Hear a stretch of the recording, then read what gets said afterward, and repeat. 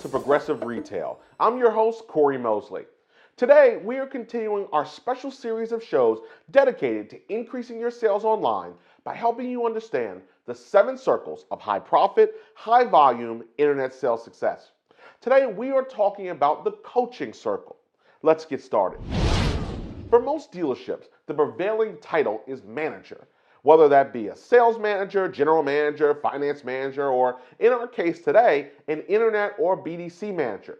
With the title of manager comes the responsibility to not only manage, but to lead and to coach. Some of the greatest leaders we think of aren't even called managers or even leaders. They are in fact directly referred to as coaches. Who comes to mind when you think of great coaches? John Wooden, Vince Lombardi, Pat Riley, or maybe someone like Tony Robbins. In the dealership environment, there is such a focus on the technical execution of the job. Using the CRM, making those 75 to 100 dials a day, working numbers, and all the paperwork that goes along with it. So most managers forget to coach, or they've never even learned how to coach and develop their team in the first place. Let's look at 8 strategies for coaching your team. Number 1, give them regular and frequent feedback. You must get in the habit of providing regular feedback. This could be weekly or at a minimum, one-on-one, monthly. It must become part of your employee development strategy. The old saying is that which gets measured tends to improve. The same is true with your people. Actively coached employees stay longer and perform better. Number 2, make feedback part of your team culture. Your people shouldn't be afraid to communicate with you. You may prefer closed-door communications over open sharing, but your team members must know it's okay to speak up. Number 3, push your people to attainable limits. I remember being an internet director and finishing the month with what I thought were great numbers and high profits for the department. I remember pulling together all these reports and consolidating them into these easy-to-read one-pagers for my GSM.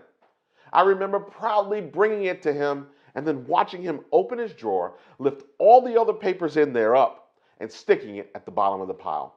I walked away with no idea if I had done a good job or not in his eyes. It wasn't a good feeling. My question to you is, have you set goals for your team? Number 4, be open to their ideas.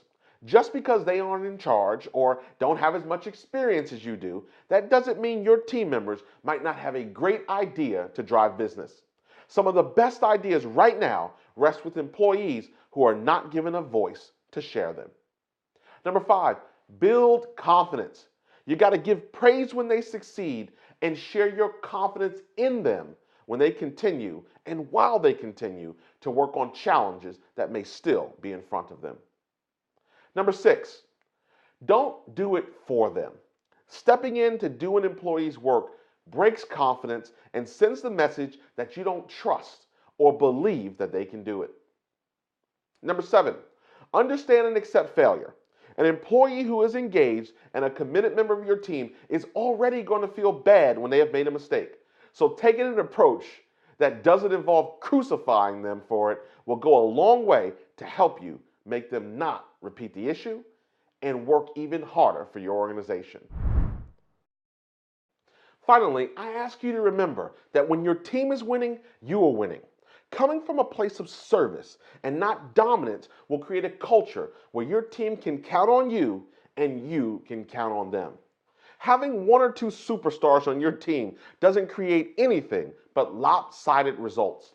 Each member of your team has something unique and different about them. So tapping into their needs on an individual level will help you grow your department in ways you never thought possible. So with that, number 8 is simply ask your team members what you can do to help them perform better. Yes, the CRM process is important. Word tracks are important. Inventory is important. Your dealership's unique selling proposition is important. But without the human capital, all you have is technology and stuff that could help with the right people behind it. And that simply is the way I see it. For more information on our new initiative to help dealers sell more cars online, visit us at mosleyautomotive.com. And I encourage you to share this video with someone who could benefit from watching it. I'm Cory Mosley, and this has been another episode of Progressive Retail, exclusively on the CBT Automotive Network. I'll see you next week.